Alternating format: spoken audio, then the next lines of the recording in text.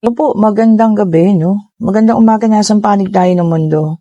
Pasensya na po ha, at ginabi-gabi na ang ating reading. Hindi ko ba alam, parang pagod na pagod ako kanina, no? So, nag-reading tayo ng umaga, medyo madami-dami po ha. Parang 7 sila, no, nung umaga, and most of them nasa abroad po, ayan. Tapos, di umalis kami, nagpa-Quiapo, ayan. Grabe po, ano, kasi today is first Friday, ang dami-dami pong tao. Feeling ko hanggang ano na yan, next Friday, and sa linggo ba, no? Ano na, kapistahan na, so mas marami. Grabe po. Hindi ko na kaya, parang nahihilo talaga ako sa dami ng tao, no? As in, umuwi din kami agad. Sa labas nga lang po, hindi kami nakapasok sa sobrang dami ng tao, ha? So, kung kayo yung magagawi sa Quiapo, ingat-ingat po kayo. Alam niyo yan, napakadaming tao. At alam niyo na, sumasabay din ng mga masasamang nilalang. O, di po ba? Okay, sige, ready na tayo, ha? Sabihin naman ang dami kong sinabi. Tignan natin kung kanon yung reading. Ang aking makukuha ngayong gabing ito, ayan, or umaga sa inyo or hapon. So, meron tayo rito 8 of Pentacles, okay? Then, some 4 of Wands. O, ayan, may bumagsak dito. Meron tayo rito 8 of Swords, okay? Sige, tingnan pa natin, ano? Pwede pong kayo ay makaresonate, sabi ko nga ha, pwede rin namang hindi. So, kung hindi para sa inyo, edi skip the video po ha. Okay po, ayan. Grabe po talaga, sobrang dami ng tao. Nakakahilo. And meron tayo ditong The Empress. Ayan. Tingnan pa natin, ano? Check pa natin. Okay, so meron tayo rito Queen of Wands.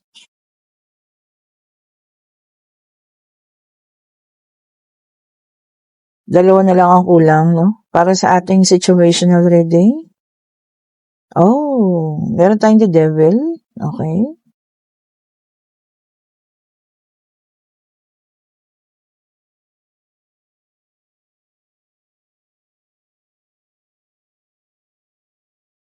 Tingnan pa natin. And meron tayo ritong Knight of Cups. Okay po. So, in this reading, ngayong gabi, meron tayong nakikita ritong tao na hindi maganda yung kanyang situation ngayon, Ayun, it might be somebody from the past, no? Nakakilala mo or naging ex mo or kung sino man na maaring ito ay makaresonate sa'yo, no? Pwedeng ito po ay sabi ko nga, asawa mo, ex-partner, kaibigan, nasa situation siya na napakahirap. Okay? Nakita ko kasi merong 4 of Wands, so maaring kayo po ikinasal at kayo naghiwalay ng taong ito, no?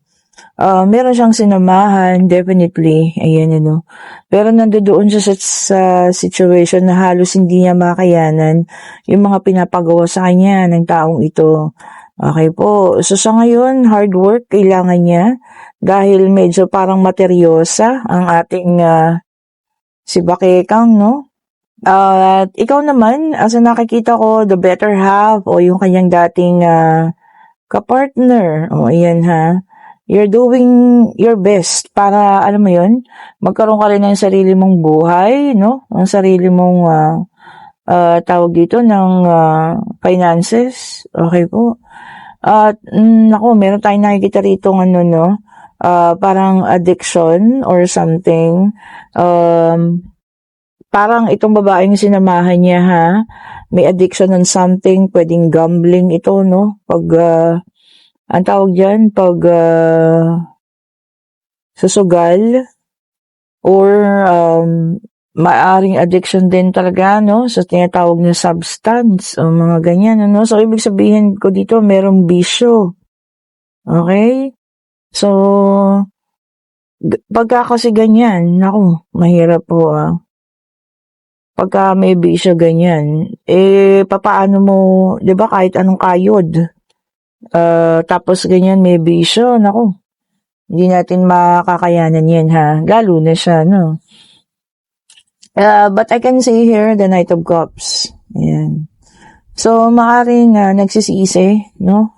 Kasi ikaw, kilala niya, or alam niya, or nakasama niya na ikaw, hindi ka ganun. Yung comparison between you and this person, talagang yun yung nakakapagpalungkot sa kanya sa ngayon. Kasi, bakit niya kinakailangang maghanap buhay ng sobra? 'Di ba? Kasi nung kayo, chill lang, happy lang, baka more on ikaw pa nga yung gumagawa ng paraan para sa inyong dalawa. Pero ngayon kasi, kailangan niyang gawin, ano? Dahil sa mga pangangailangan. At kailangan niyang ibigay ang kagustuhan ng babaeng ito. Okay? At ano ba yun? Dahil ba yun sa pag-ibig or whatsoever? Parang hindi naman. 'Di ba? Parang hindi naman. Okay, so parang hindi yun yung pinakadahilan, ano?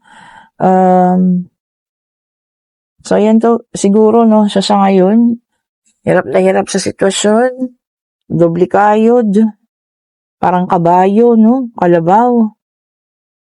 Mahirap nga naman yun. Mahirap lalo, no? May bisyo na baon pa sa utang. Ay, nako po. The Star, okay. Sabi niya rito, no,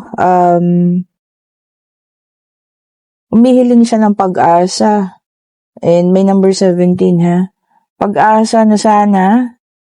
Hindi ko alam kung gusto niya magbalik sa'yo, ha? Kasi nga meron tayong Knight of Cups. Pag-asa na kaya mo bang patawarin? Kaya mo pang tanggapin, no? Pero para sa akin, siguro hindi na. Pinagpalit ka sa taong ganon. Tapos ngayon, 'di ba? Babalik-balik. Oh, and then meron tayo ditong 7 of Cups. Ayan. Pangarap. Napakadami mong pangarap ngayon. Ayan. And sabi rito, no, picking and choosing. Ngayon, ikaw yung namimili. Oh, 'di ba? Mas okay 'yun. Pamimili siguro, no, sa mga magagandang trabaho or magagandang opportunity sa dumarating ngayon. So, pumipili ka pa, ha? Hindi kagaya dati, o, diba? So, isa lang ibig sabihin nun. Isa din siya sa nakaharang, no, sa mga positibo dapat na dumating sa'yo noon pa. And meron tayong The Lovers na may number 6. Ayan. Sabi niya rito, no, yung desire niya sa'yo, ayan. At ikaw din yung kanyang iniisip sa ngayon. Ay, kahit pa ba may magagawa pa ba yun, di ba?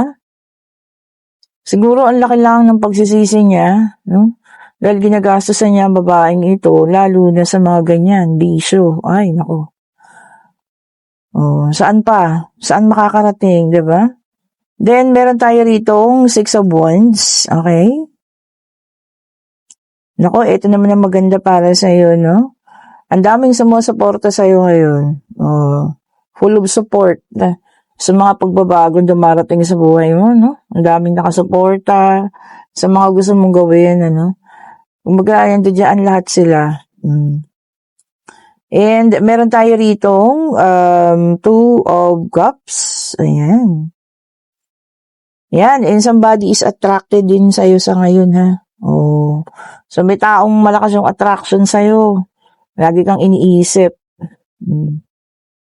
So, maaaring siya rin yun, attracted sobra sa'yo ngayon. Or maari ding ibang tao, ha? And, meron tayo rito ang The Empress ulit. May kasamang the number 3. Ayan.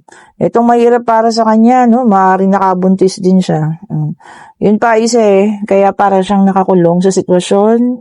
Kasi maaring buntis. Naku, ang hirap ng buntis na may bisyo. Oh, naku, mahirap, ha? And, happiness for you. 10 of Cups. Ayan, and stability. So, ayun po, ha? Happiness and magiging stable na rin daw lahat para sa'yo. Oh, so kung ano man yan, ha? Na talagang magiging stable ka na at magiging maayos na. Siguro mas maganda, no? Kaysa yung pagtuunan pa ng pansin. Ako, doon na lang ako, 'di ba? And meron tayong the temperance, may number 14. So, meron tayo dito 17, 3, and 6. Tapos ito 14. Ayan ang mga numero natin, no? 4. Sabi niya rito, ha? Kung magkakaroon ka man ng panibago, no, there will be a harmonious relationship. Dala ng angel temperance yun. So ibang-iba, no, yung differences, compare mo dito sa past.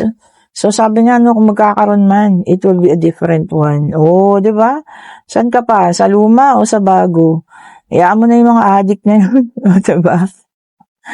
Ang hirap kasi, mahirap po na makisali ka pa sa mga ganun.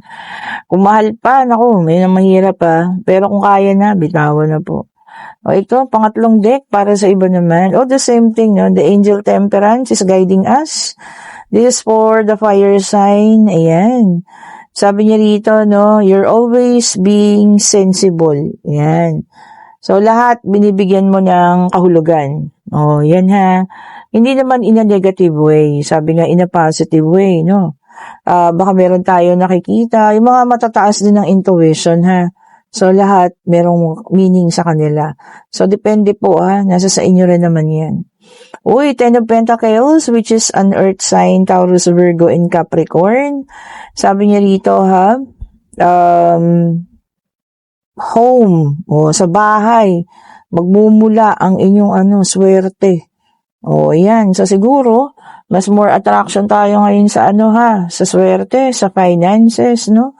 So, sa start tayo sa bahay, which is tama naman po, Hindi sa ibang lugar hahanapin ang swerte or kung ano man sa loob ng bahay yan. Yung pagiging harmonious ng relationship, isa yan po sa pagiging positivity na nakaka-attract ng positivity rin, of course, di ba? And then, meron tayo 4 of Wands, fire sign ulit ito, no? Aries, Leo, and Sagittarius, ayan. Meron pa rin, celebration, maaring maimbitahan, kung ano man yung mga celebration na yan, homecomings, no?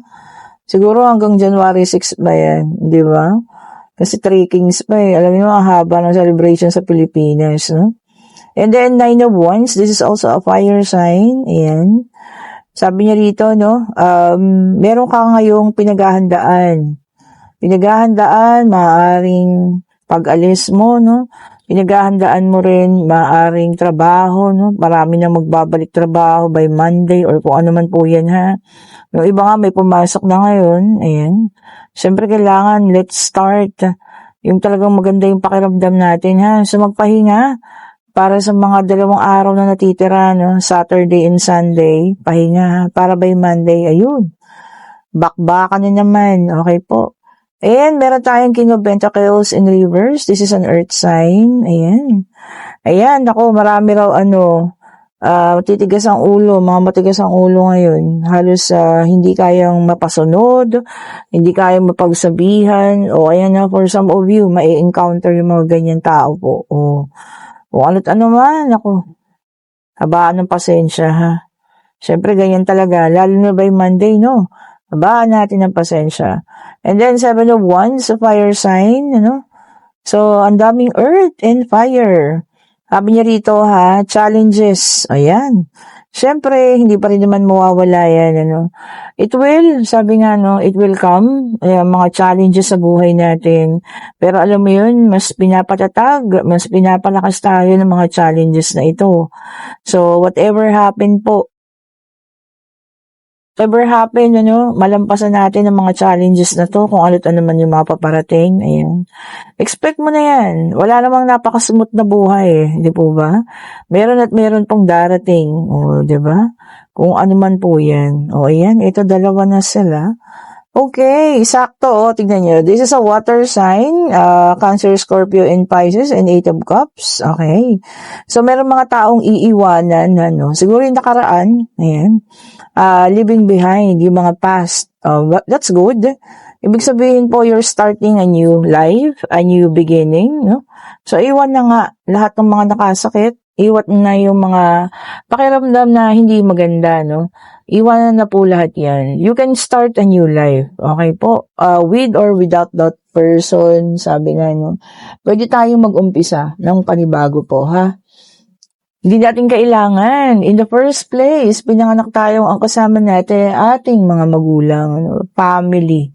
Ngayon, ang taong ito dumating sa buhay mo, binigyan ka ng nakaka-excite na pakiramdam. Tapos, at the end of the day, naghiwalay din or iniwan ka din. Ano. Ganun talaga, kailangan nating mag-move forward po, ha? Masakit yan, syempre. Sino ba namang hindi na masasaktan? And then, meron tayong Four of Swords. Ayan, air sign, Gemini, Libra, and Aquarius. So, definitely po, lumabas lahat ng zodiac sign, ha? Ayan, ito na. Kasi naman mga nakakaramdam nito, no? Exhaustion. Ayan. Stress. Maaari, 'di ba? Sa nagdaang season, talagang stressful po ang December, sabi ko sa inyo, no? I can also feel it. Nararamdaman ko rin siya, pagod, ano?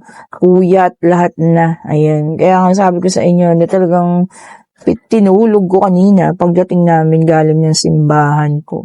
Sobrang pagod. Hindi ko alam, no? Sobra sigurong pagod na talaga. Okay po, ayan. At pwede na kayong magtanong, no? Ayun, kung kayo pala yung nasa situational reading, ano, isa lang ang mapapayo ko sa inyo.